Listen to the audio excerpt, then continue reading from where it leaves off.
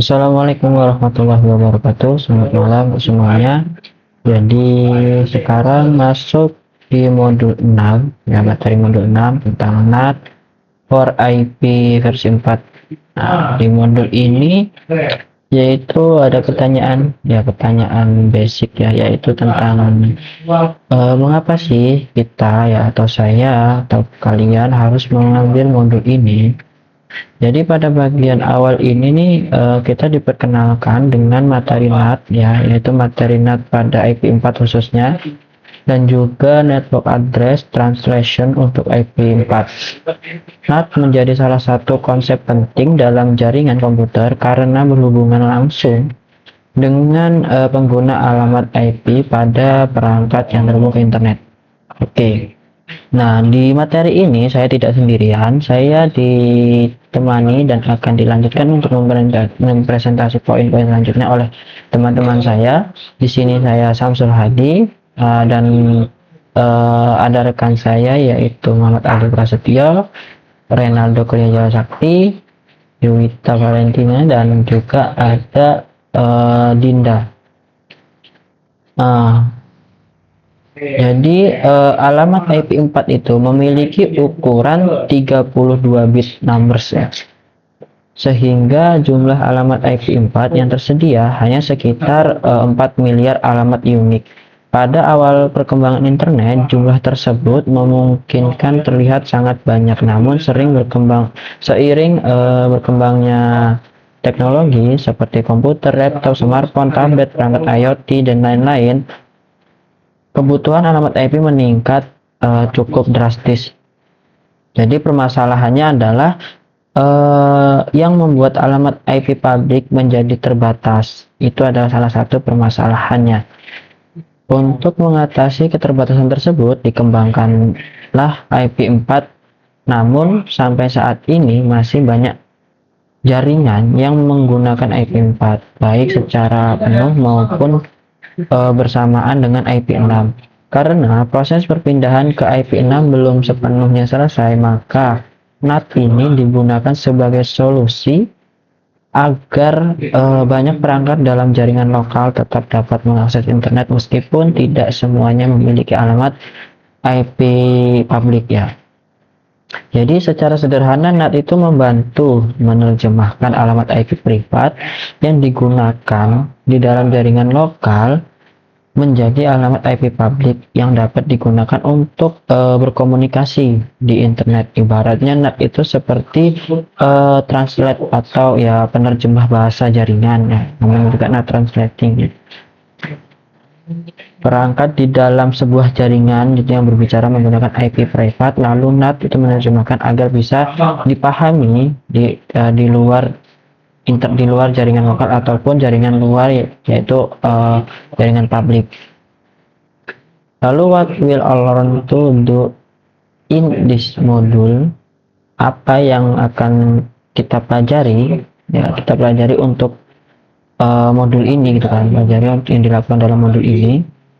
Jadi pada bagian di sini ya, itu dijelaskan tujuan pembelajaran dari modul NAT IP4 itu. Jadi tujuan utama dari modul ini adalah agar kita ya dapat mengkonfigurasi layanan NAT pada router edge, yaitu router yang berada di batas antara jaringan lokal dan jaringan luar atau internet. Jadi kayak ibaratnya gerbang dari IP lokal menuju IP internet, IP publik. Dalam modul ini terdapat beberapa materi utama yang akan dipelajari. Pertama, kami akan mempelajari karakteristik NAT, yaitu memahami tujuan dan fungsi NAT dalam jaringan. Kedua, kami atau kita itu akan mempelajari jenis-jenis NAT, karena NAT tidak hanya satu jenis tetapi memiliki beberapa bentuk seperti static NAT, dynamic NAT, dan PAT atau PAT. Selanjutnya modul ini juga itu membahas kelebihan dan juga kekurangan NAT. NAT memang sangat membantu. Kalau kita lihat ya dari sisi sini, sejauh ini NAT itu memang sangat membantu karena menghubungkan banyak IP lokal ke satu IP publik. dan menghemat alamat publik. Tetapi NAT juga memiliki beberapa keterbatasan, terutama jika berhubungan dengan koneksi end-to-end atau layanan tertentu yang membutuhkan koneksi langsung. Selain teori, ya, modul ini juga mengarah pada praktik konfigurasi.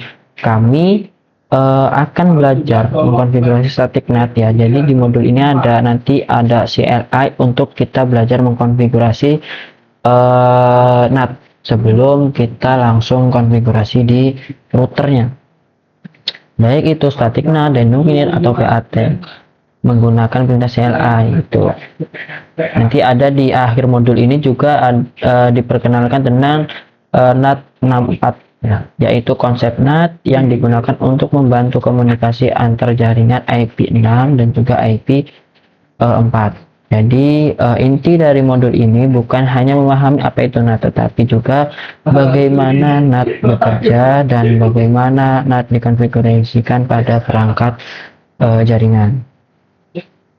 Nah, di sini masuk ke IP4 Private Address Space, ya. Di bagian ini kita bisa melihat ada satu tabel, ya, dimana tabel-tabel ini itu alamat-alamat IP. Materi ini tentang ruang alamat IP privat. Alamat IP privat digunakan karena jumlah IP publik tidak cukup untuk diberikan secara unik kepada setiap perangkat, karena sekarang zamannya modern, cukup banyak perangkat. Jika satu perangkat satu alamat IP publik, maka itu tidak cukup. Berdasarkan standar ini RFC 1918, terdapat 3 kelompok alamat IP4 privat. Pertama adalah kelas A. Nah, ini kita bisa lihat nih, yaitu kelas A. Kelas A itu adalah rentang alamat IP 10.0.0.0 itu sampai 10.255.255.255. Ini untuk prefiknya, dia /8.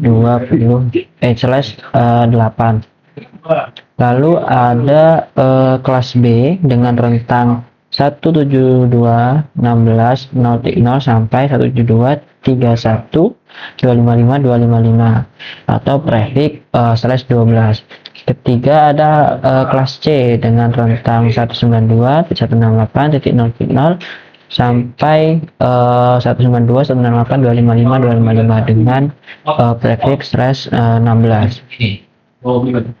Nah, alamat privat itu biasanya digunakan oleh perangkat di dalam jaringan lokal, contohnya handphone, HP, ataupun perangkat-perangkat IoT gitu, ya. Jadi seperti 192, 168, 1.10. Sedangkan komputer itu biasanya itu dia alamatnya seperti 10.10.10.5. Nah, itu beda kelas, biasanya di situ cuma beda kelas. Kalau misalnya rumah, ya, rumahan itu biasanya pakai 192. Tapi kalau misalnya komputer laboratorium ataupun kayak mungkin lebih penting, itu bisa pakai kelas yang A.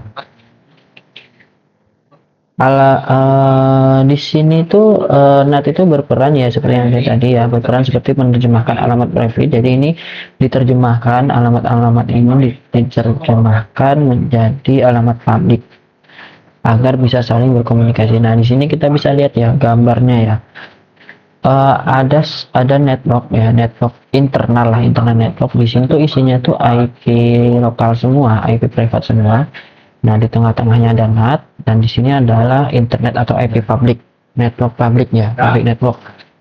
Nah, IP yang di sini ketika dia akan keluar, ketika dia akan mengakses apapun itu, Google, YouTube, segala macam, atau berkomunikasi lewat WhatsApp, itu IP diterjemahkan menjadi satu IP public agar dikenali di public network.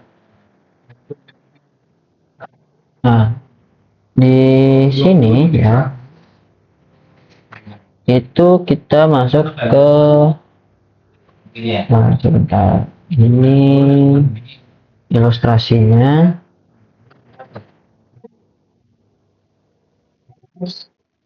Ini kita masuk what is NAT. Jadi kayak di sini akan dijelaskan lagi tentang NAT, ya. atau Network Address Translation, penerjemah. Jadi NAT itu adalah proses penerjemahan alamat IP biasanya dari alamat IP privat menjadi alamat IP publik. Tetapi misalnya dari kan dari privat keluar ke alamat publik, nanti dapat balasan. Nah, itu dari alamat publik diterjemahkan lagi ke alamat privat gitu. Fungsi utamanya NAT itu adalah menghemat penggunaan alamat IP publik. Jadi banyak kalau kita lihat di sini ya, banyak alamat IP privat itu cukup satu IP publik di sini nih. Selain menghemat alamat IP, dan juga itu memberikan manfaat tambahan berupa peningkatan privasi. Hal ini karena alamat IP privat dari perangkat internal tidak terlihat langsung oleh jaringan luar dari sisi internet, lalu lintas yang keluar dari jaringan lokal akan terlihat menggunakan alamat IP publik milik router atau alamat NAT pool. NAT itu biasanya dikonfigurasi pada router yang berada di perbatasan jaringan atau disebut border router. Router ini menjadi titik keluar masuk antar jaringan internal dan juga jaringan luar atau jaringan publik. Dalam contoh modul ya, di sini kita lihat seperti ini. Jadi itu kalau misalnya IP publik, dia itu tidak tahu alamat IP privat yang ada di dalam NAT. Hanya tahu IP publik yang disediakan oleh NAT. Nah, di sini kita akan diperlihatkan dengan ilustrasi ya tentang NAT. Kita bisa lihat ya. Nah, ini IP lokal ya di sini. Nah, di sini IP lokal masuk ke inset lokal, artinya area lokal ya, ruang lokal. Nah, dia masuk ke inset global di sini ya. Lalu ada outset lokal di bagian sini ya, outset lokal, dan juga ada outset global. Kalau kita perhatikan alamat IP lokal dan inset global atau outset lokal itu berbeda, di mana inset global itu sudah menggunakan alamat IP publik ya, yang seperti tadi kita bilang NAT pool. Outset lokal itu adalah alamat yang keluar dari sinapnya. Nah, di sini kita masuk NAT terminologi pada modul 6.1.4. Istilah-istilah penting dalam NAT ya. Jadi dalam NAT itu ada dua konsep utama yang harus dipahami, yaitu insert network dan juga outset network. Insert network itu jaringan internal yang alamatnya akan diterjemahkan oleh NAT. Biasanya ini adalah jaringan lokal yang menggunakan alamat IP privat. Sedangkan outset network itu adalah jaringan luar seperti jaringan ISP atau internet. Dalam NAT, alamat IP itu memiliki 4 istilah penting, yaitu inset local address, inset global address, outset local address, dan juga outset global address. Istilah inset digunakan untuk alamat perangkat yang berada di jaringan internal. Istilah outset itu digunakan, ya ini gambarnya ya. Istilah outset itu digunakan untuk alamat perangkat yang berada di jaringan luar. Sementara itu istilah lokal berarti alamat yang terlihat dari sisi dalam jaringan internal, sedangkan global adalah alamat yang terlihat dari sisi luar jaringan atau internet publik. Agar lebih mudah ya, kita langsung lihat gambarnya aja di sini. Jadi inset itu adalah inset lokal itu adalah alamat asli perangkat internet sebelum diterjemahkan. Inset global itu adalah alamat publik yang mewakili perangkat internal setelah diterjemahkan. Outset lokal adalah alamat tujuan seperti yang terlihat dari jaringan outset global atau ISP. Nah, outset global sendiri adalah alamat asli perangkat tujuan di luar jaringan. Nih penjelasan lebih detailnya ya. Insert local address itu menjelaskan apa ya, insert local address itu alamat sumber yang terlihat dari dalam jaringan. Jaringan biasanya alamat ini berupa alamat IP privat 192, 168, 172, bukan 1010. Lalu insert global itu adalah alamat sumber,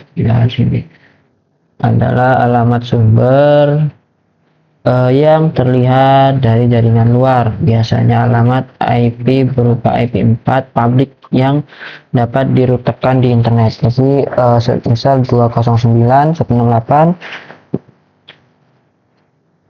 itu ya. Lalu ada outset global itu kayak alamat tujuan. Outset lokal itu ya tujuannya, atau yang kita kenal seperti alamat tujuan sebagai destination, atau yang kita kenal sebagai alamat destination. Nah, untuk pengenalan NAT pada 6.1 di mode 6.1 cukup sampai di situ dan akan diteruskan oleh rekan saya. Terima kasih. Assalamualaikum warahmatullahi wabarakatuh. Perkenalkan, nama saya Juta Valentia dari kelas TRI 4A. Di sini saya akan melanjutkan presentasi mengenai modul 6, yang dimana di sini modul yang pertama itu sudah dijelaskan terlebih dahulu oleh rekan saya. Yang pertama itu tentang introduction, yang dimana also I take this module. Nah, lalu bagian 6.1 yaitu karakteristik NAT, dan yang kedua itu jenis-jenis NAT. Nah, sebentar.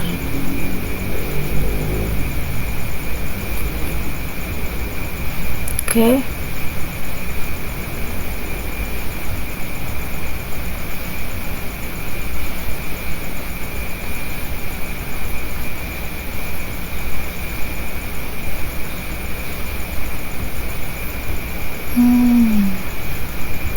Pada bagian pertama itu ada static NAT. Nah, pada static NAT yaitu atau jenis-jenis NAT, yang pertama ada NAT statis, dimana setelah kita mempelajari tentang NAT dan cara kerjanya, kita akan membahas berbagai versi NAT yang tersedia.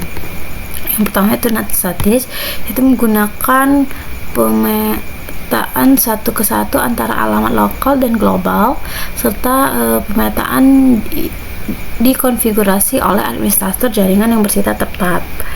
Nah, pada gambar yang di bawah ini itu router 2 dikonfigurasi dengan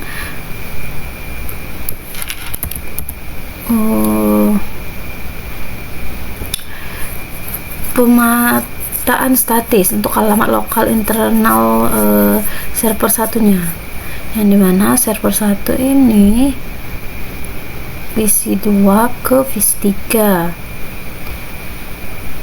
Ketika perangkat-perangkat ini mengirimkan lalu lintas ke internet, alamat lokal internalnya akan diterjemahkan ke alamat global internal yang telah dikonfigurasi. Bagi jaringan yang senar, perangkat-perangkat ini tampak memiliki alamat IP F4 public. Bisa kita lihat di sini dia menggunakan IP public ya. Di dalamnya dan ini di luarnya. Lalu di sini ada tabel NAT statis dengan alamat lokal yang di bagian dalam, yang visi-visinya dan server. Lalu di sini alamat global internal atau alamat yang dapat dijangkau melalui router 2.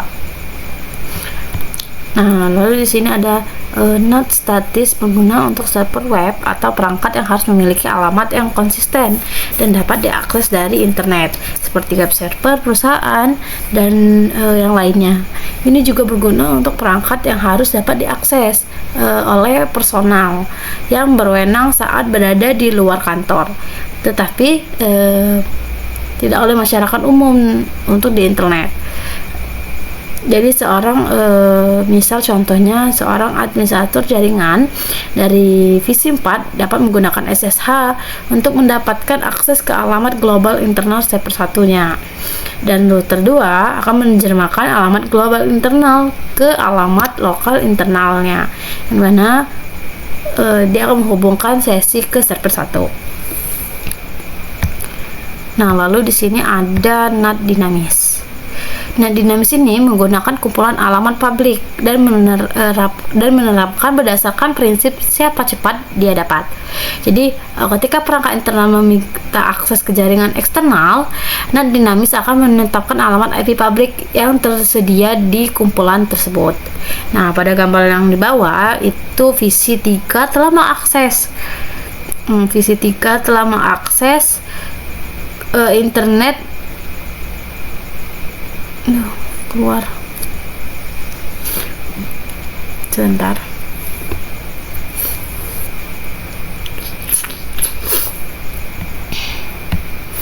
Nah, Visi 3 internet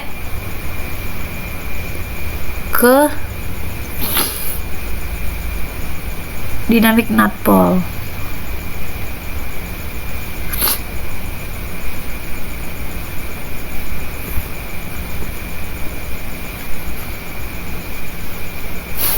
Nah, jadi pada Visi 3 di sini kita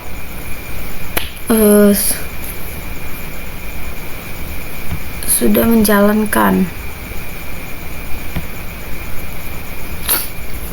alamat-alamat lainnya, dan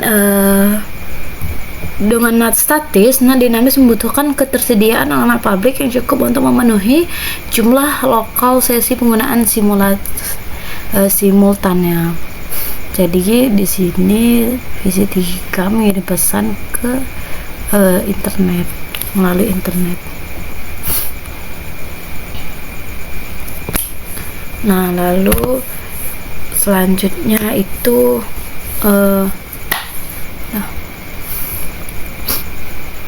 penerjemahan alamat port, yang dimana port address atau translation itu juga dikenal sebagai NAT overload, yang dimana memetakan beberapa alamat IPv4 pribadi ke satu alamat IPv4 publik atau beberapa alamat lainnya.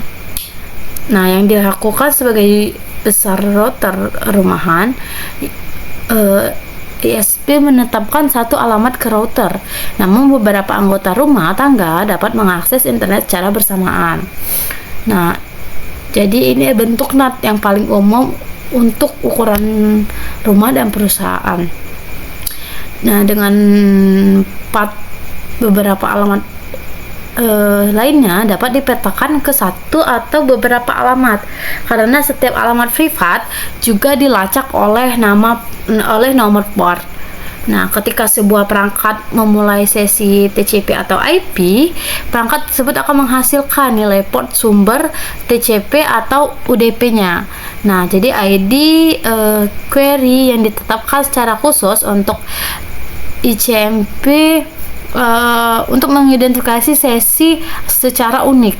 Ketika router NAT menerima paket klien, router tersebut akan menggunakan nomor port sumbernya untuk mengidentifikasi terjemahan NAT spesifik secara unik. Dan 4, memastikan bahwa perangkat menggunakan nomor port TCP yang berada untuk setiap sesinya dengan server di internet. Ketika respon kembali ke server, nomor port sumber yang akan menjadi nomor port tujuan yang pada perjalanan balik, dan menemukan ke perangkat nomor router dan meneruskan paket, serta proses PAT juga memvalidasi bahwa paket yang masuk telah diminta, sehingga menambahkan tingkat keamanan data sesi tersebut. Dan klik putar di sini video ya. Oke. Jadi dia jalan. Nah, di sini kita lihat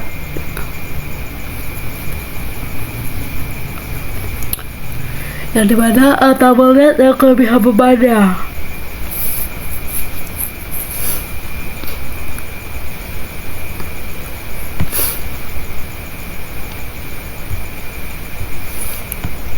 Pertama dia di dalam, lalu mereka jalan melewati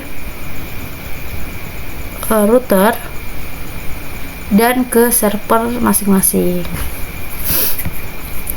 Jadi saat router memproses paket, ia menggunakan nomor port 133.1 dan 155 dalam contoh yang pada di atas.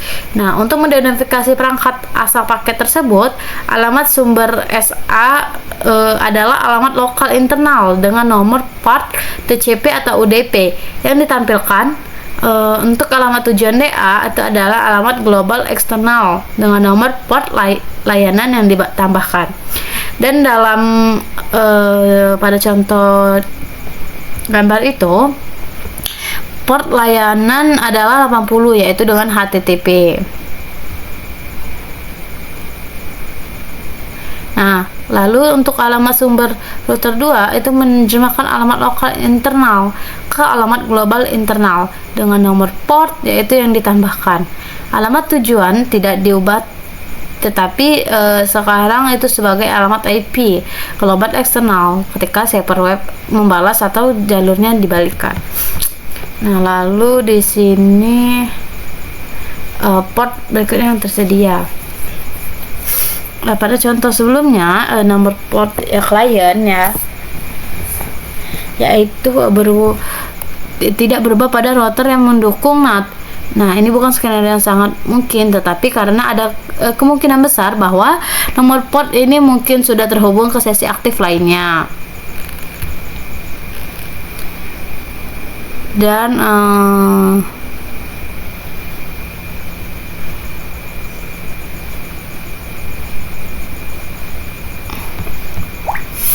nah, dalam gambar tersebut kita lihat ke sana. Oke. Oh, ngulang 2 kali ya. Nah, jadi pada bagian gambar di atas itu ketika pakai dikembalikan dari luar jaringan, jika nomor port sumber sebelumnya telah dimodifikasi oleh router yang mendukung NAT, maka nomor port tujuan akan diubah kembali ke nomor port semula oleh router yang mendukung NAT tersebut.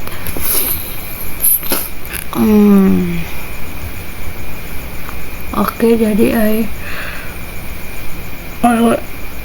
alamat internal memiliki host alamat IPF pribadi yang unik. Nah, lalu di sini ada perbandingan NAT dan PAT. Jadi perbedaan antara NAT dan menepuk.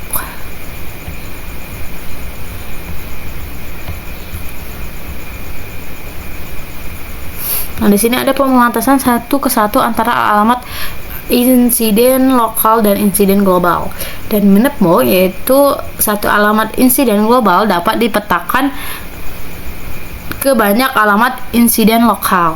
Lalu NAT hanya menggunakan alamat IPF dalam proses penerjemahan, dan menepuk menggunakan alamat IPF 4 dan nomor port sumber TCP atau UDP dalam proses penerjemahan.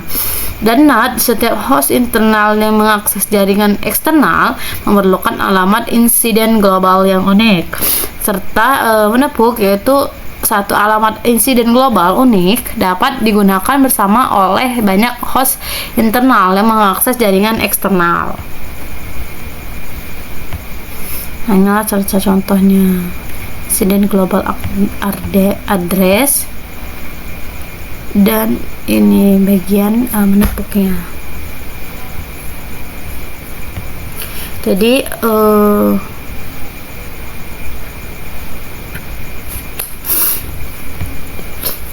lalu di sini ada yang terakhir, yaitu paket tanpa segmen lapisan 4, yang mana bagaimana dengan paket IVM4 yang membawa data selain segmen TCP atau ODP. Paket-paket ini tidak berisi nomor port layar 4. Dalam dia akan menerjemahkan sebagian besar protokol umum yang dibawa oleh IPv4-nya yang tidak menggunakan TCP atau ODP-nya, yaitu sebagai protokol lapisan transport. Dan di mana yang ini di umum antaranya adalah ICMP F4. Jadi setiap jenis protokol itu ditangani secara berbeda oleh part, dan ID queue bertambah setiap kali permintaan gema dikirim. Part menggunakan ID queue sebagai pengganti nomor port layer 4. Jadi di sini untuk catatannya itu pesan ICMP V4 lainnya itu tidak menggunakan ID queue. Pesan-pesan ini dapat protokol lainnya yang tidak menggunakan nomor port TCP atau ODP yang bervariasi dan berada di luar cakupan kurikulum ini. Nah, di sini ada paket rasternya. Lalu yang ketiga yaitu 6.3. Nah, pada 6.3 itu keuntungan dan kerugian NAT.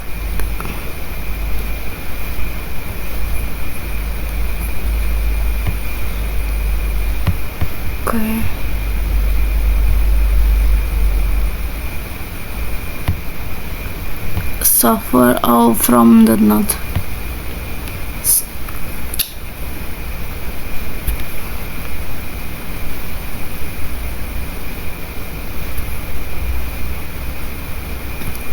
Nah, jadi NAT akan memecahkan masalah kekurangan alamat IP, tetapi juga dapat menimbulkan masalah lain. Atau topik ini membahas tentang kekurangan dan kerugian NAT. Keuntungan dan kerugian NAT. Nah, yang pertama itu NAT memberikan banyak manfaat, termasuk dengan hal-hal berikut. Yang pertama, NAT atau National Address Translation itu akan mempertahankan skema pengalaman yang terdaftar secara hukum dengan memungkinkan privasi internet. Dan NAT akan mempertahankan alamat melalui multiplexing tingkat port aplikasi. Dengan NAT overload atau part, host internal dapat berbagi satu alamat IPv4 publik untuk semua komunikasi eksternal. Nah, dalam konfigurasi jenis ini sangat sedikit alamat eksternal yang diperlukan untuk mendukung banyaknya host internal. Dan NAT akan meningkatkan fleksibilitas koneksi ke jaringan publik dan beberapa pol cadangan dan pol penyeimbangan beban dapat diimplementasikan untuk memastikan koneksi jaringan publik yang andal. Dan NAT akan memberikan konsistensi untuk skema pengalaman jaringan internal pada jaringan yang tidak menggunakan alamat IPv4 dan privat serta NAT, dan mengubah skema alamat IPv4 menjadi publik yang memerlukan pengalamatan ulang semua host pada jaringan yang ada. Dan biaya pengalamatan ulang host ini bisa sangat signifikan, yang mana NAT memungkinkan skema alamat IPv4 atau privat yang ada tetap dipertahankan sambil memungkinkan perubahan yang mudah ke skema pengalamatan publik yang baru. Nah, ini sebuah organisasi yang dapat menggantikan ISP tanpa perlu mengubah klien internalnya. Dan dengan menggunakan alamat IPv4 RVC dengan 1918 dan membunyikan alamat IPv4 penggunaan dan perangkat lain, dan beberapa ada yang menganggap ini sebagai fitur keamanan. Namun sebagian besar ahli sepakat bahwa NAT ini tidak memberikan keamanan atau virus stateful lah yang memberikan keamanan di tepi jaringan. Nah, di sini kekurangan NAT. Nah, NAT memiliki kekurangan yang dimana bahwa host di internet tampak berkomunikasi langsung dengan perangkat yang mendukung NAT, alih-alih dengan host sebenarnya di dalam jaringan pribadinya, menimbulkan sejumlah masalah. Yang dimana salah satu kelemahan penggunaan NAT itu berkaitan dengan kinerja jaringan, khususnya untuk protokol dan waktu nyata seperti VoIP.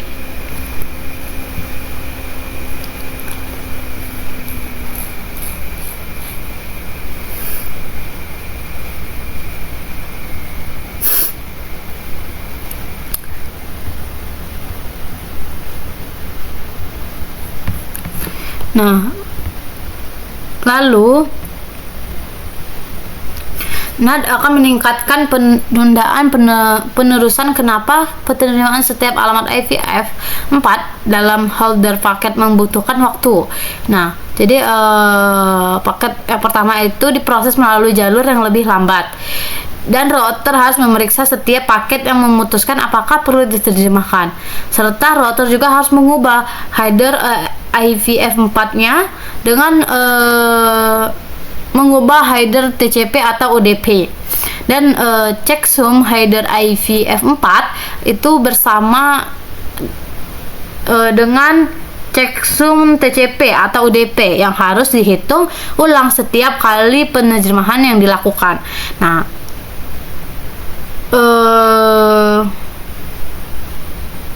paket akan menawarkan jalur yang lebih cepat jika terdapat entry change, dan jika tidak, paket tersebut akan juga bisa tertunda.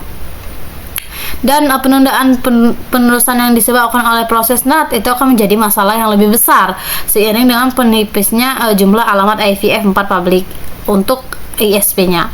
Nah, dan banyak ISP terpaksa memberikan alamat IPv4 privat kepada pelanggannya, dan bukan karena bukan alamat IPv4 publik. Jadi router pelanggan akan menerjemahkan paket dari alamat IPv4 privatnya ke alamat IPv4 privat ISP. Jadi dia akan meneruskan paket ke penyediaan lain, dan ISP kemudian akan melakukan NAT lagi dan menerjemahkan alamat IPv4 privatnya ke salah satu dari sejumlah alamat IPv4 publik. Dan penerjemahan NAT dua lapis ini akan dikenal sebagai carrier grade NAT atau CGN.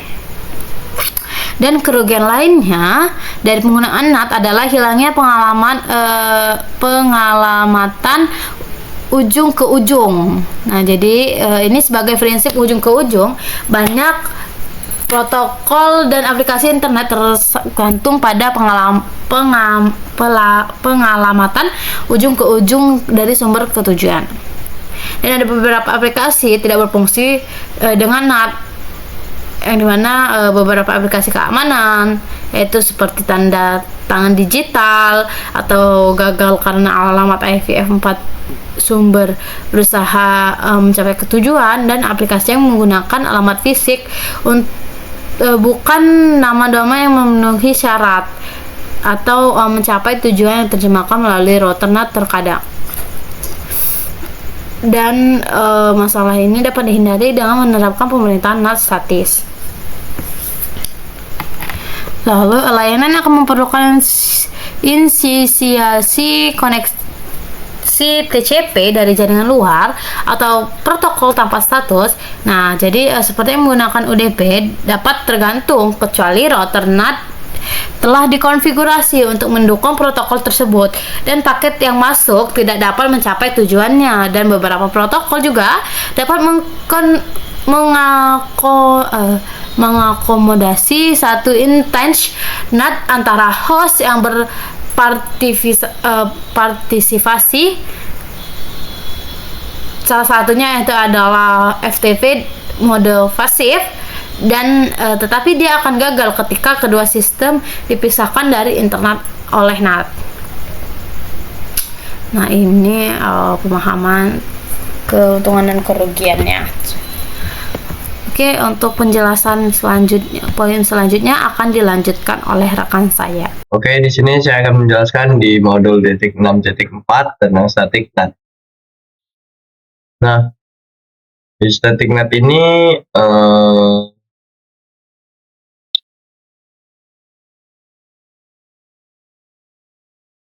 static NAT itu merupakan metode penerjemahan alamat IP yang bekerja dengan prinsip parameter pemetaan satu ke satu atau one-to-one mapping secara permanen dan konsisten. Nah, dalam arsitektur jaringan, metode ini sengaja dirancang bukan untuk menyediakan akses internet bagi komputer klien biasa, nah, melainkan untuk mengekspos perangkat di jaringan lokal internal atau inside network. Nah, agar dapat diakses oleh perangkat luar dari jaringan publik atau outside network internet. Nah, pada skenario paling umum di 6.4.1 tentang static NAT skenario, itu skenario paling umumnya dari penerapan teknologi ini adalah penempatan server korporat seperti web server, mail server, atau VTP server. Nah, yang secara regulasi internal menggunakan alamat IP v4 privat, namun secara fungsionalitas harus dapat dihubungi oleh pengguna global di internet selama 24 jam penuh.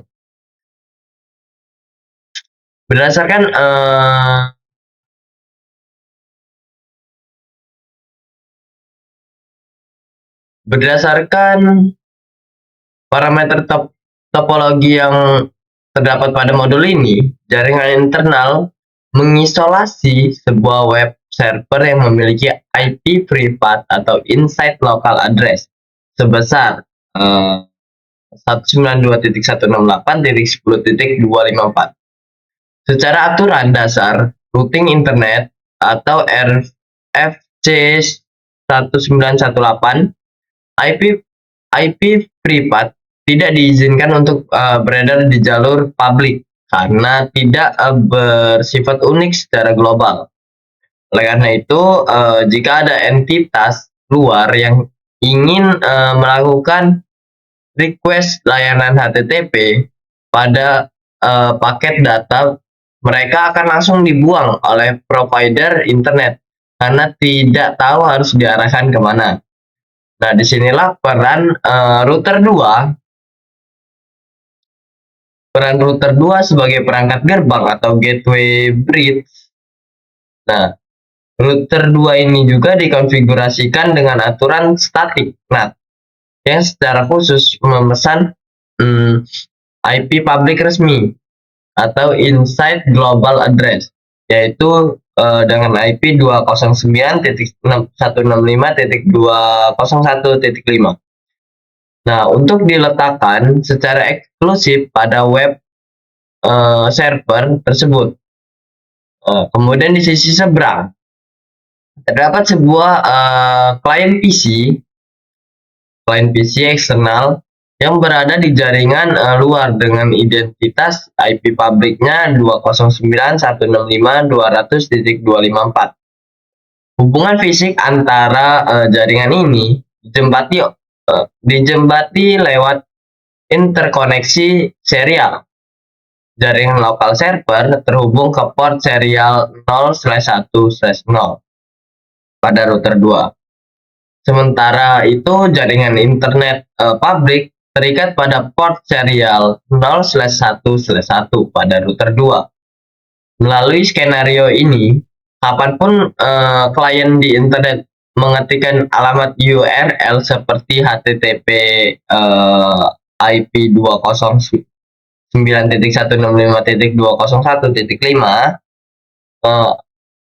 itu pada browser mereka pada browser mereka router 2 akan otomatis mengenali bahwa paket tersebut ditujukan untuk web server internal mereka. Kita lanjut ke configure static NAT. Configure static NAT. Nah, implementasi konfigurasi static NAT pada paket Cisco iOS di router 2 ini melibatkan eksekusi perintah yang terbagi ke dalam 2 tahap krusial.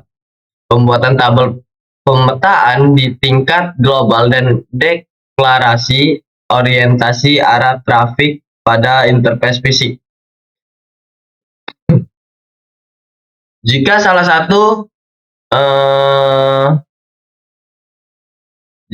satu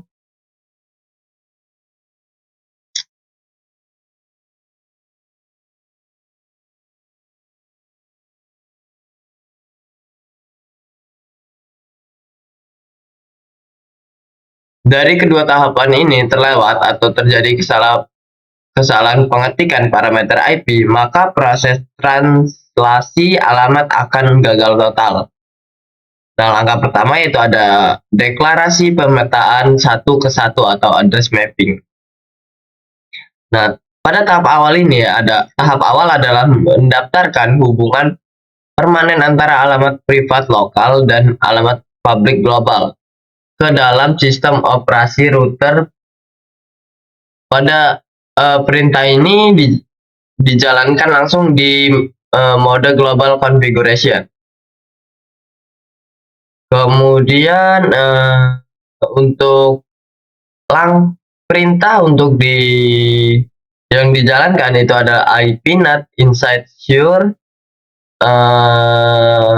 source static 192.168.10.254 dan 209.165.201.5. Nah, itu adalah sintaks IP inside source static.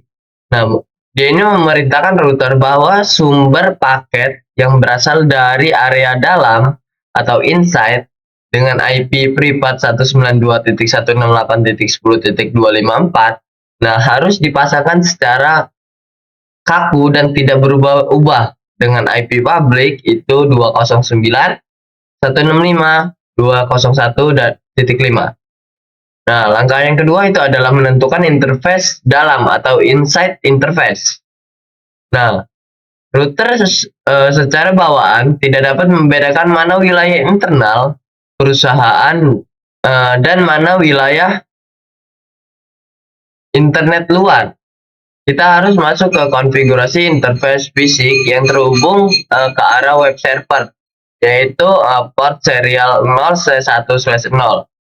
Lalu menetapkan alamat IP interface tersebut berdasarkan status penandaan NAT, seperti interface serial 0/1/0. Kemudian setelah masuk di dalam perintah tersebut, itu kita masukkan perintah IP address, kita masukkan IP privat yaitu 192.168.1.2, kemudian jangan lupa subnetnya itu 2/24/32 di sini ya, yaitu 255.255.255.252. Kemudian perintah selanjutnya itu ada IP NAT inside, kemudian kita keluar yaitu perintah exit. Nah, pada perintah IP NAT inside menandai port ini sebagai batas domestik atau lokal, seperti paket yang masuk ke port ini dari arah dalam akan diperiksa oleh mesin NAT. Kemudian langkah ketiga yaitu menentukan interface luar atau outside interface. Nah, di sini kita harus beralih ke port fisik yang berhadapan langsung dengan penyediaan layanan internet atau ISP jaringan publik, yaitu port serialnya itu 0/1/1 untuk dikonfigurasikan sebagai gerbang keluar. Nah, di sini ada perintah untuk menjalankannya, yaitu di interface serial 0/1/1. Setelah masuk di port serial 0/1/1, kita masukkan IP address ya, yaitu 209.165.200.1. Kemudian networknya itu /32. Kemudian setelah masukkan IP, kita masukkan IP NAT outside. Nah, pada perintah IP NAT outside, menerapkan port ini sebagai area public. Setiap paket dari luar yang menunjukkan ke IP public, jatah perusahaan kita akan disaring oleh port ini sebelum diizinkan masuk ke area LAN. Oke, kita lanjut ke berikutnya. Berikutnya kita masuk ke analyzer static NAT. Pada analisis static NAT, kita berfokus pada bagaimana router 2 memanipulasi informasi pada lapisan network layer 3. Dalam header paket IPv4 secara langsung dengan real time. Proses penukaran alamat ini juga berjalan dua arah, bergantung dari mana trafik tersebut berasal. Nah, berikut ini adalah dekonstruksi aliran data berdasarkan urutan kronologis yang terjadi pada sistem jaringan. Yang pertama itu ada inisiasi sesi oleh klien luar. Itu ada di langkah 1 dan 2. Nah, klien dengan IP 209.165.200.254 berniat mengakses dokumen web komputer klien, membuat paket data HTTP dengan struktur source address atau SA diisi oleh IP-nya sendiri, yaitu 209.165.200.254, dan destination address-nya atau DA diisi oleh IP public milik web server yang ia ketahui, yakni 209.165.201.5. Paket ini dikirim melintasi internet hingga akhirnya menyentuh port serial 0/1/1 atau NAT outside pada router 2. Nah, di langkah ketiga itu ada penerjemahan alamat masuk. Nah, begitu paket hinggap di port luar router 2, router langsung menahan paket tersebut untuk memeriksa tabel alokasi NAT miliknya. Nah, router akan mencocokkan nilai DA, yaitu 209.165.201.5, dengan database statik yang sudah kita buat sebelumnya. Setelah kecocokan ditemukan, router 2 melakukan pembongkaran header paket.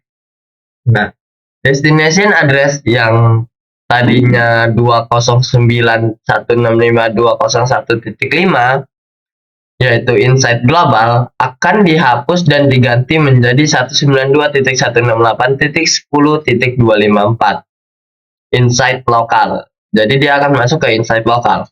Nah, pada paket yang telah diubah ini kemudian diteruskan keluar dari port serial 0/1/0 menuju ke web server internal. Nah, kemudian pada langkah 4 dan 5A itu respon dari web server. Nah, web server menerima paket HTTP yang sudah berisi dari IP public tersebut. Nah, server memperoleh permintaan halaman web, lalu membuat paket balasan atau respon paket. Nah, karena server berada di dalam jaringan lokal, nah, ia secara alami menuliskan IP privatnya sendiri, seperti 192.168.10.254 sebagai source address atau SA paket, dan IP klien luar, yaitu 209.165.200.254 sebagai destination address atau DA. Paket respon ini dikirim ke atas menuju router 2 dan masuk melalui port serial 0/1/0 masuk ke NAT inside. Nah, pada langkah 5B dia akan menerjemahkan alamat keluarnya. Nah, router 2 menerima paket respon tersebut dari sisi dalam sebelum melemparkannya ke jalur internet publik. Router 2 juga kembali menginterogasi tabel NAT untuk mencari tahu apakah IP static NAT,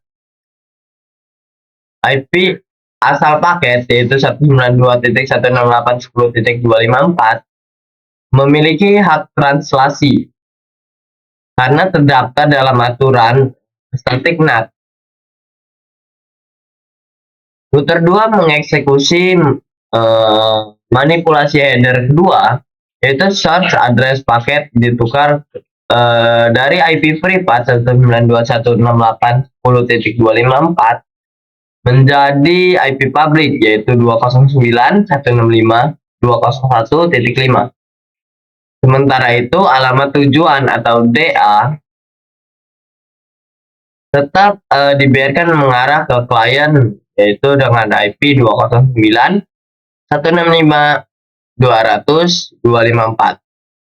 Paket hasil modifikasi ini pun dikirim bebas ke internet. Klien juga menerima paket tersebut dengan utuh tanpa pernah tahu bahwa IP asli server di balik layar atau sebuah IP privat. Nah, kita masuk ke langkah berikutnya. Di sini masuk ke verif static NAT.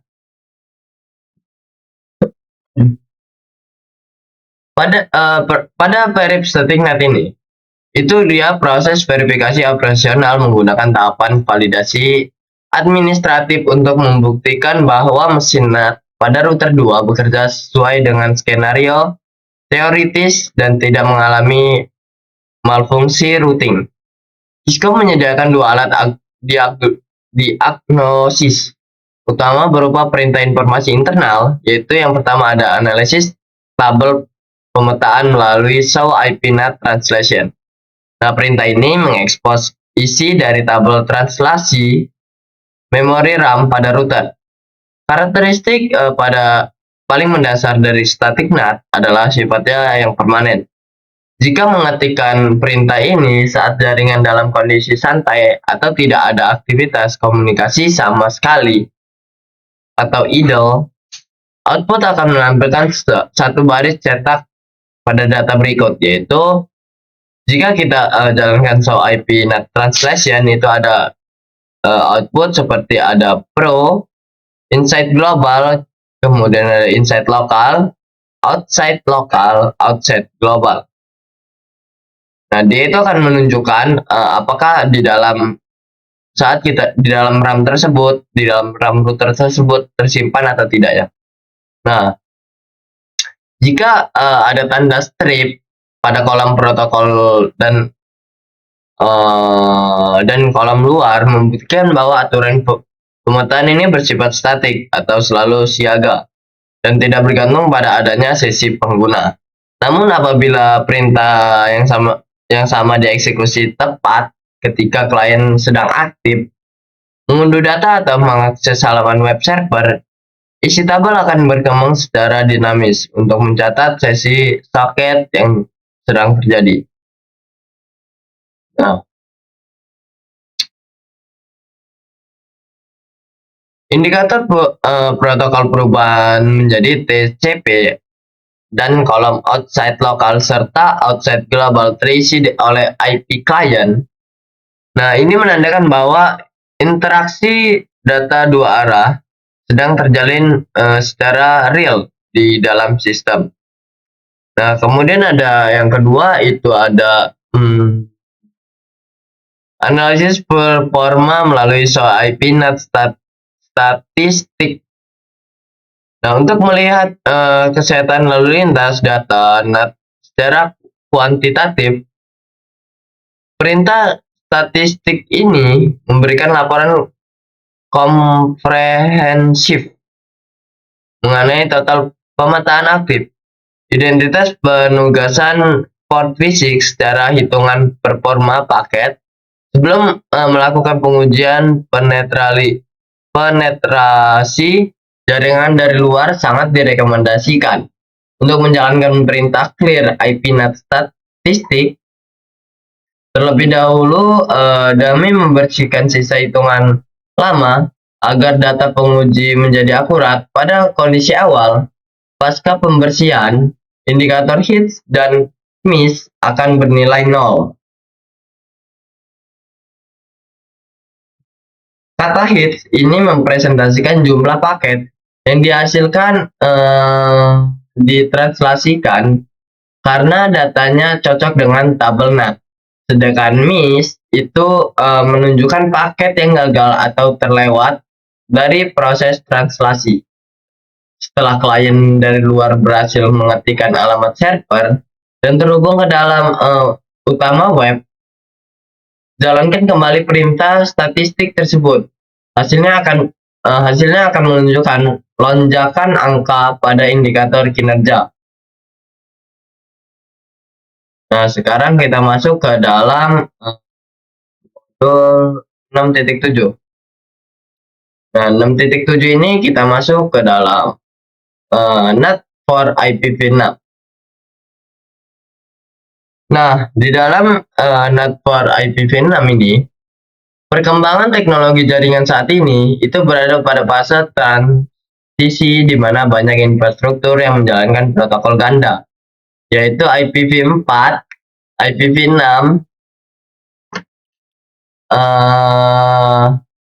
secara bersamaan. Kondisi ini memicu kebutuhan akan integrasi NAT dalam lingkungan IPv6. Jika pada IPv4 NAT diciptakan sebagai solusi darurat untuk mengatasi kelangkaan alamat, maka pada IPv6 landasan filosofinya sangat berbeda. Dengan panjang alamat 128 bit, IPv6 menyediakan sekitar 340 desiliun alamat unik. Jumlah yang sangat masif ini secara otomatis menyelesaikan masalah keterbatasan ruang alamat, sehingga pemetaan alamat privat ke dalam public global seperti IPv4 tidak lagi dibutuhkan. Nah, meskipun ruang alamat IPv4 sangat melimpah, arsitektur IPv6 tetap menyediakan ruang alamat khusus yang disebut Unique Local Address atau ULA. Nah, alamat ULA ini memiliki karakteristik yang mirip dengan alamat privat IPv4 yang diatur dalam regulasi RFC 1918.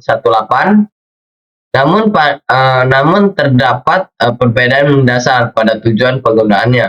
Yang pertama itu hanya untuk komunikasi lokal. Nah, alamat ULA ini dirancang murni untuk memfasilitasi komunikasi internal di dalam satu area situs lokal atau internal perusahaan saja. Nah, yang kedua itu bukan untuk efisiensi atau keamanan. Nah, kehadiran ULA bukan bertujuan untuk menambah ruang alamat IPv6 yang sudah ada, dan tidak juga dirancang untuk memberikan lapisan keamanan tambahan melalui penyembunyian IP.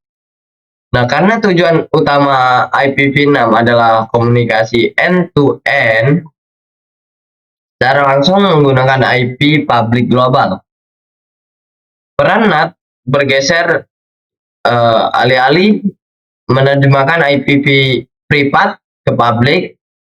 Nah, NAT dalam ekosistem IPv6 digunakan sebagai jembatan penerjemahan protokol agar perangkat IPv6 dapat berkomunikasi dengan perangkat IPv4.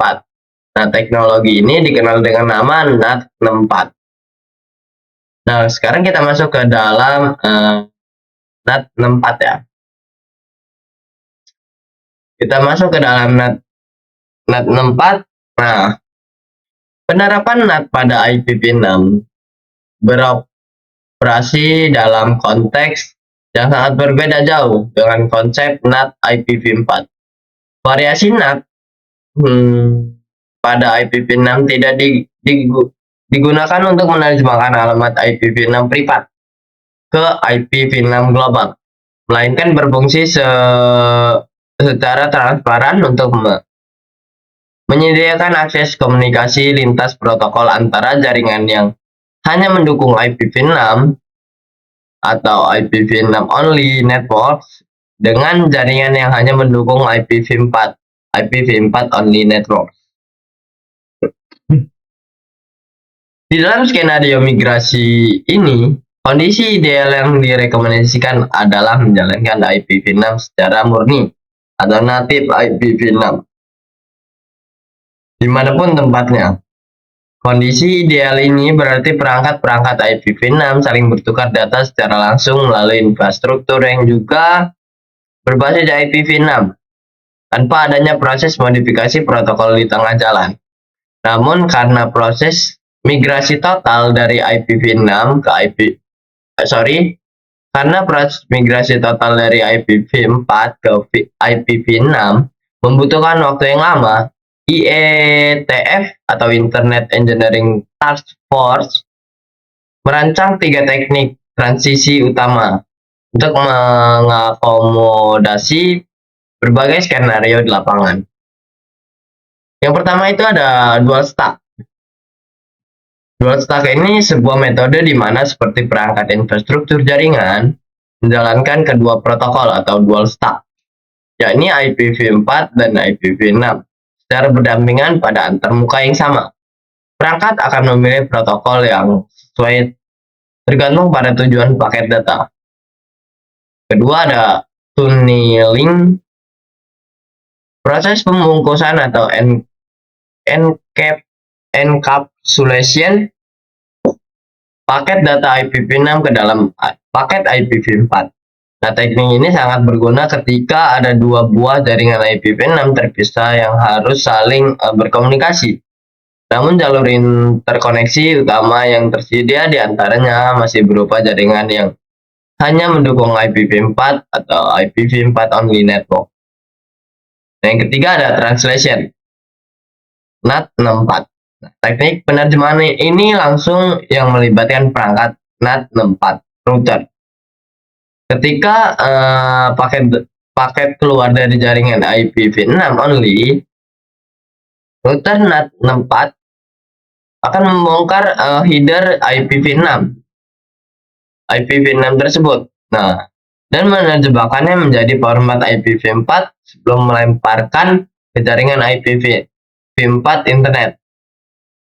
Proses sebaliknya terjadi ketika ada paket balasan dari IPv4 internet menuju ke jaringan IPv6 only. Nah, perlu ditekankan bahwa penerapan NAT IPv6 termasuk penggunaan NAT64 tidak boleh diadopsi secara strategi infrastruktur jangka panjang. Nah, teknologi ini hanya mekanisme darurat yang bersifat sementara guna membantu kelancaran proses migrasi dari IPv4 menuju era IPv6 total. Dalam sejarah pengembangan, sempat muncul variasi NAT IPv6 lain, seperti Network Address Translation Protocol atau Translation NAT PT.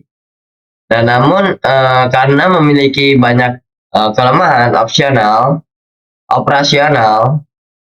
NAT PT ini telah resmi dinyatakan usang oleh IETF dan posisinya digantikan secara penuh oleh teknologi NAT64. Oke, mungkin cukup sekian dari saya. Dilanjutkan oleh rekan saya.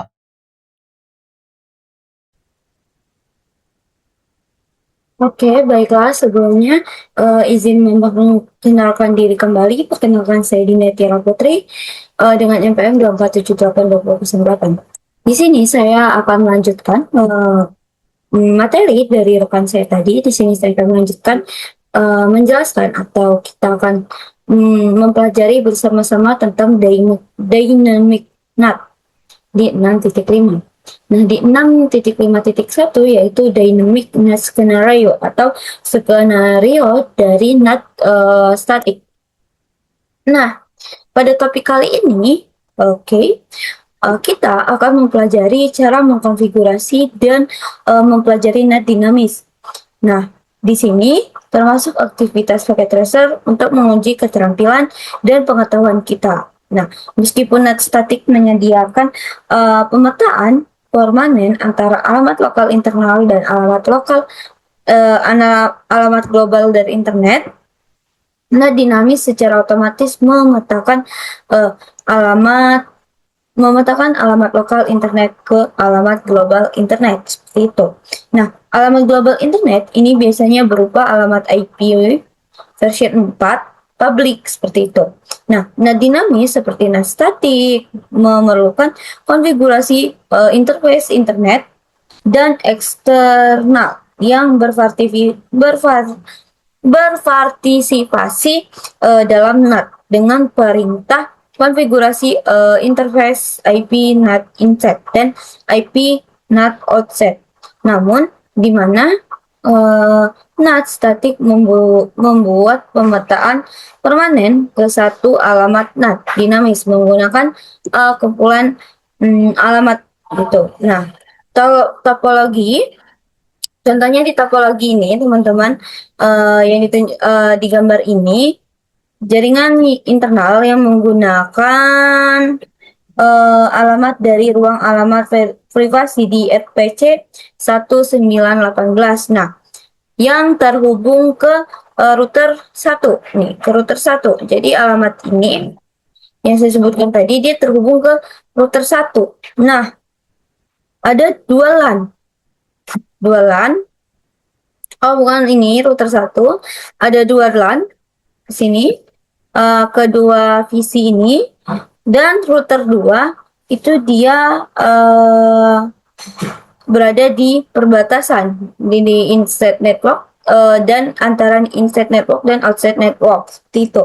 Nah, dikonfigurasikan untuk NAT dinamis menggunakan kumpulan alamat IP version 4 public hingga dari sini dari 209 hingga di 209, 165, 200, 226 hingga di 240, seperti itu. Dua masih sama ya, cuma beda di akhirnya aja. Nah, masih satu network. Nah, di kumpulan ini alamat version 4 public tersedia untuk perangkat apapun di jaringan internet berdasarkan prinsip sifat cepat dan dia cepat dapat, seperti itu. Dengan NAT dinamis, satu alamat internet diterjemahkan ke satu alamat eksternal, seperti itu. Dengan catatan, penerjemahan antar alamat IP version 4 public dan private adalah penggunaan NAT yang paling umum. Namun, penerjemahan NAT dapat terjadi antara pasangan alamat version 4, alamat IP version 4. Nah, selanjutnya yaitu kita melakukan configure dynamic atau mengkonfigurasi NAT dynamic NAT. Nah, di sini kita melakukan di gambar ini, itu contoh gambar ini sama ya contohnya dengan yang tadi, memungkinkan penerjemahan untuk semua host pada jaringan 192.16 dan termasuk ke 106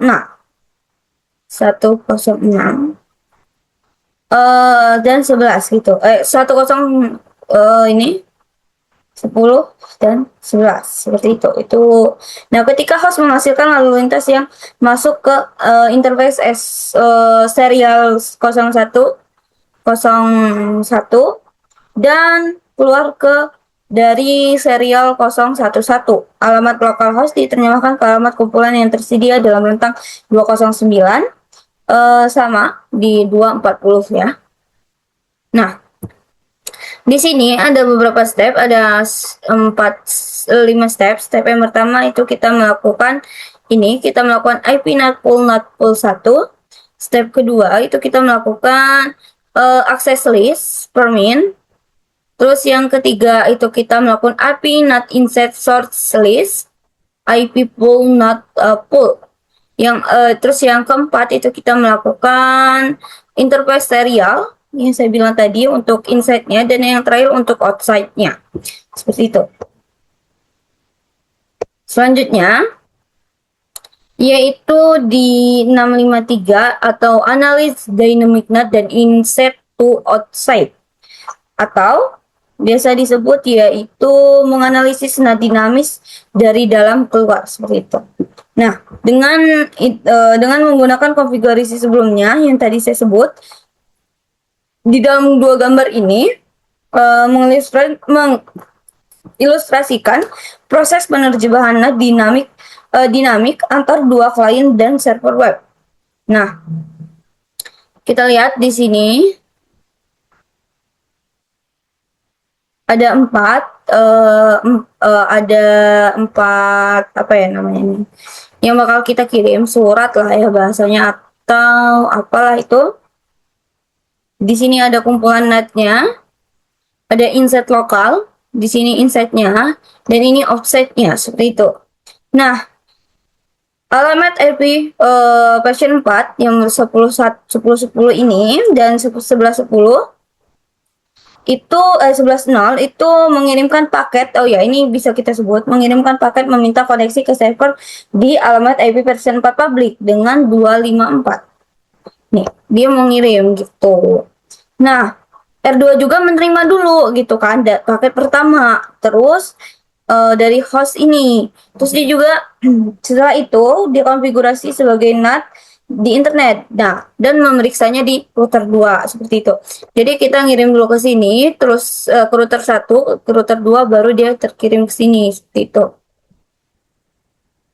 Nah, selanjutnya kita ke analyze demand outside to inside. Jadi dari luar ke dalam. Jadi menganalisis NAT dinamis dari luar ke dalam. Nah, masih sama, kita menggunakan topologi yang sama. Nah, di sini itu kita menerima paket dari PC1. Menerima paket dari PC1, merespon menggunakan alamat versi tujuan atau 226 ini. Nah, ketika server menerima paket kedua, server merespon ke PC2 menggunakan alamat tujuan 227 gitu. Nah, ketika router 2 menerima paket dengan alamat IP version 4 tujuan ke 226, tujuan ke sini, ia melakukan pencarian tabel NAT-nya dulu. Nah, setelah itu menggunakan pemetaan dari tabel tersebut ke router 2, menerjemahkan alamat tersebut kembali ke alamat lokal internalnya seperti itu. Nah, setelah itu kita melakukan verifikasi dynamic NAT. Nah, di sini juga kita output dari perintah IP NAT translation itu akan menampilkan semua terjemahan statis yang telah dikonfigurasi dan terjemahan dinamis apapun yang telah dibuat oleh lalu lintas seperti ini. So IP NAT translation. Nah, terus yang selanjutnya itu menggunakan kunci Forbes akan menampilkan informasi tambahan tentang setiap terjemahan termasuk ke dalam berapa alamat entry tersebut seperti itu. Nah, selanjutnya, ini kita bisa menggunakan IP NAT translation Forbes seperti itu. Nah, selanjutnya itu kita menggunakan secara default entry terjemahan kadaluarsa setelah 24 jam. Nah, kecuali jika pengaturan waktu telah dikonfigurasi dengan perintah IP NAT translation timeout.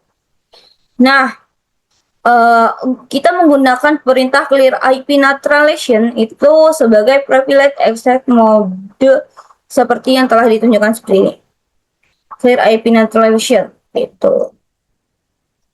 Nah, setelah itu di sini juga kita tabel ini sangat berguna buat kita, yaitu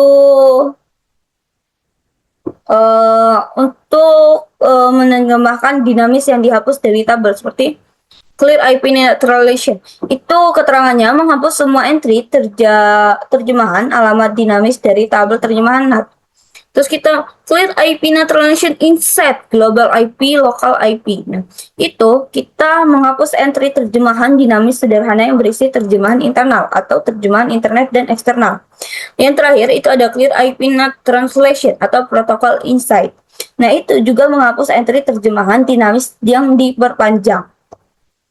Nah, Setelah itu kita menggunakan perintah lainnya yaitu show IP NAT status. Ini menampilkan informasi tentang jumlah total terjemahan aktif menggunakan parameter NAT konfigurasi dengan jumlah nomor atau alamat dalam pool dan beberapa banyak alamat yang telah dilokasikan. Location. Jadi gini, IP NAT static. Terus selanjutnya yang terakhir itu ada show running config. Show running config itu mencari perintah NAT ACL interface atau full dengan nilai yang dibutuhkan. Periksa dengan cermat dan perbaiki kesalahan yang ditemukan. Seperti ini contohnya, seperti itu. Nah, di sini ada tugas terakhir untuk kita mencoba seperti itu. Kalau kita mau mencoba, mungkin sekian dari saya, akan dilanjutkan oleh rekan saya. Oke, Assalamualaikum warahmatullahi wabarakatuh. Balik lagi bersama saya Muhammad Aldi Prasetyo. Di sini saya akan mempresentasikan modul 6, yaitu yang modul 6. Oke, di atas sebelumnya sudah dijelaskan oleh rekan saya modul-modul 6, 5, 4, 3, 2, 1 sudah dijelaskan oleh rekan saya. Sini akan menjelaskan modul 6.6 PAT gitu ya.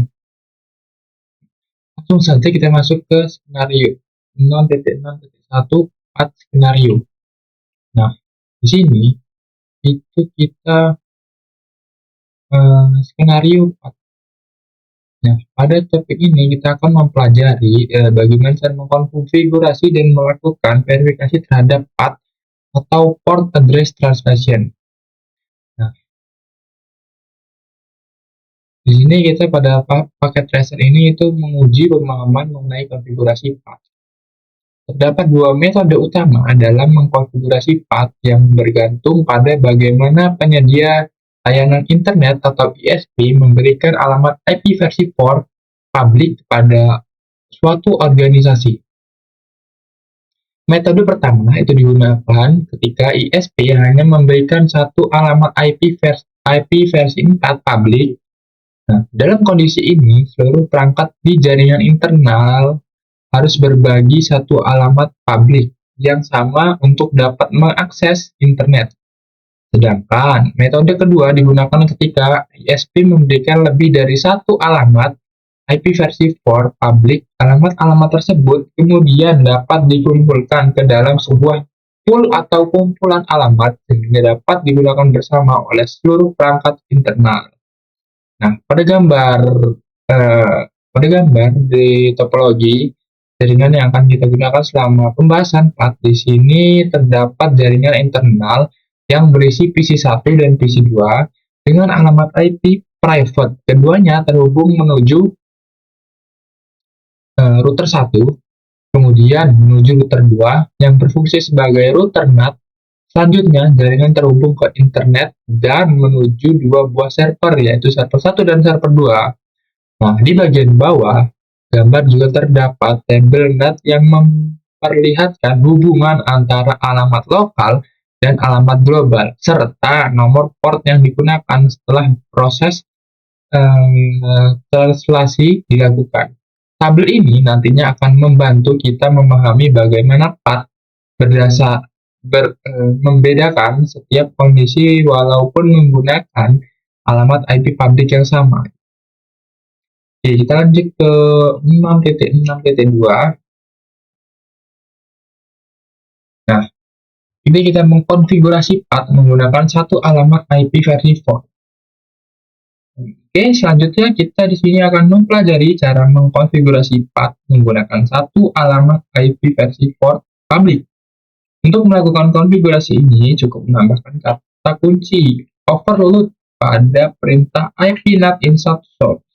Nah, konfigurasi lainnya hampir sama seperti konfigurasi NAT dinamis. Dengan adanya keyword overload, beberapa host di jaringan internal dapat menggunakan satu alamat IP versi 4 publik yang sama untuk mengakses internet. Ada contoh di gambar, seluruh host yang berasal dari jaringan 192, di sini ya, di sini. 192.168.0.0/16 gitu, sesuai dengan nomor ACL 1.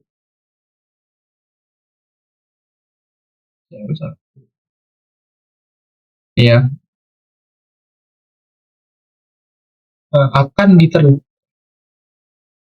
diterjemahkan menjadi alamat IP versi for public 209.165.200.225, yaitu alamat pada interface serial 0/1/1 milik router 2. Karena banyak host menggunakan alamat public yang sama, PAT akan membedakan setiap koneksi berdasarkan nomor port yang dicatat pada tabel NAT. Nah, di sini itu kita berdasarkan konfigurasi berikut, yaitu IP NAT insert source list 1 interface serial 0/1/1 overload. Perintah tersebut menunjukkan bahwa seluruh alamat yang diizinkan oleh ACL nomor 1 akan diterjemahkan menggunakan alamat IP milik interface serial 0/1/1 dan keyword overload mengaktifkan mekanisme PAT. Oke, selanjutnya itu dibuat ACL untuk mengizinkan jaringan 192.168.0.0/16 itu kemudian interface serial 0/1/0 itu dikonfigurasi sebagai inside interface menggunakan perintah IP NAT inside. Sedangkan interface serial 0/1/1 itu dikonfigurasi sebagai outside interface menggunakan perintah IP NAT outside. Dengan konfigurasi tersebut, PAT sudah siap digunakan menggunakan satu kalimat alamat IP versi for public. Oke, lanjut di 6.6.6.3 configure path to use and address pool adalah mengkonfigurasi path menggunakan address pool. Selain menggunakan satu alamat IP public, path juga dapat menggunakan sekumpulan alamat IP public atau address pool. Pada skenario ini, ISP memberikan lebih dari satu alamat IP versi for public kepada organisasi. Alamat-alamat public tersebut kemudian dimasukkan ke dalam sebuah pool sehingga dapat digunakan bersama oleh host-host di jaringan internal. Walaupun tersedia beberapa alamat IP public, seluruh alamat tersebut tetap dapat dibagi kepada banyak pengguna karena PAT masih menggunakan mekanisme nomor port untuk membedakan setiap koneksi.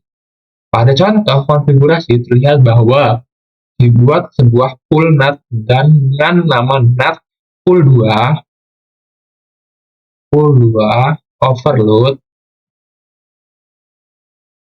yang berisi tentang alamat mulai dari 209, 165, 200, 226 sampai 209, 165, 204 net masa ini ya. Selanjutnya, ACL nomor 1 itu digunakan untuk mengizinkan jaringan 192.168.0/16. Kemudian, konfigurasi NAT dilakukan menggunakan perintah IP NAT insert source list 1 pool NAT pool overload. Perintah tersebut menunjukkan bahwa alamat-alamat yang lolos ACL akan diterjemahkan menggunakan alamat IP yang berasal dari NAT pool 2, yang keywordnya overload tetap digunakan agar setiap alamat public dapat dipakai secara bersamaan oleh banyak host. Lanjut, yang 6.6.4 analyze path PC to server, menganalisis path dari PC ke server. Selanjutnya itu kita akan melihat bagaimana proses path bekerja ketika paket dikirim dari komputer menuju server. Pada contoh ini itu path menggunakan satu alamat IP public yaitu 109.165.200.225. Nah, host pertama yaitu PC1 ingin mengakses web server 1. Pada saat yang sama, PC2 juga ingin mengakses server 2. Awalnya PC1 mengirimkan paket menggunakan alamat sumber 192.168.10.10 dengan port sumber 1444. Kemudian secara bersamaan router 2 itu dia mengirimkan paket menggunakan alamat sumber 192.168.11.10 juga dengan nomor port 1444. Nah, ketika kedua paket tersebut tiba di router 2, router melakukan translasi menggunakan alamat IP private milik PC1 diterjemahkan menjadi alamat public 209.165.200.225. Sedangkan nomor port sumber tetap 1444. Namun, ketika pemilik paket milik PC2 diterjemahkan, router melihat bahwa kombinasi alamat IP dan port 209, 165, dan 200.225.2 1444 sudah digunakan oleh PC1. Agar tidak terjadi konflik, router mengganti port sumber milik PC menjadi 1445. Dengan demikian, kedua host dapat menggunakan IP public secara bersamaan.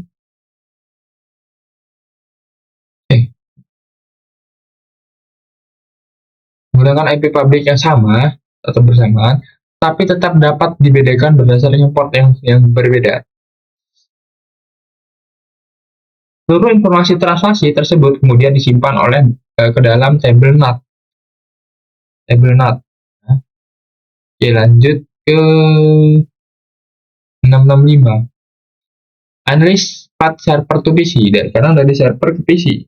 Selanjutnya kita akan melihat proses ketika balasan dari server dikirim kembali menuju komputer.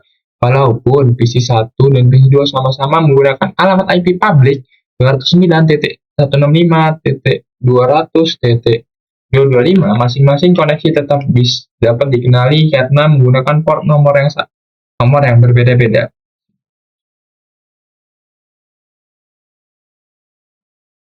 Ketika server 1 mengirimkan balasan, paket dikirim menuju alamat 209.165.200.225 dengan tujuan port 1444. Nah, router 2 kemudian memeriksa tabel NAT dan menunjukkan bahwa port 1444 dimiliki oleh PC1. Selanjutnya, router mengubah alamat tujuan kembali menjadi 192.168.10.10 dan meneruskan paket ke PC1. Proses yang sama terjadi ketika server 2 mengirimkan balasan menuju alamat 209.165.200.225 dengan tujuan port 1445. Router kembali melihat tabel NAT dengan mengetahui bahwa port memang merupakan milik PC2. Alamat tujuan kemudian diubah menjadi 192.168.11.10, lalu paket diteruskan ke PC2. Dengan mekanisme ini, walaupun seluruh perangkat menggunakan IP public yang sama, setiap balasan tetap dapat dikirim ke perangkat yang benar. Oke, lanjut ke 666, verifikasi path. Setelah konfigurasi selesai, langkah berikutnya melakukan verifikasi untuk memastikan path telah bekerja dengan benar. Router 2 dikonfigurasi agar menerjemahkan seluruh host pada jaringan 92.168.0.0.19. Saat host tersebut mengakses internet,